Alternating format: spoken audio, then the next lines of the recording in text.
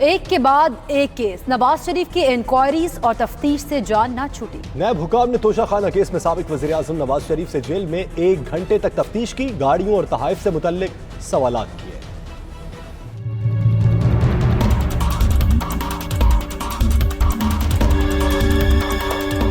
नवाज शरीफ की कश्ती मुसलसल भंवर में है, एक के बाद एक केस। साबिक वज़ीर आज़म तोशाखाना केस में भी नैब के रडार पर आ गए। नैब की टीम ने कोट लखपत जेल लाहौर में नवाज शरीफ से 1 घंटे तक सवाल जवाब किए।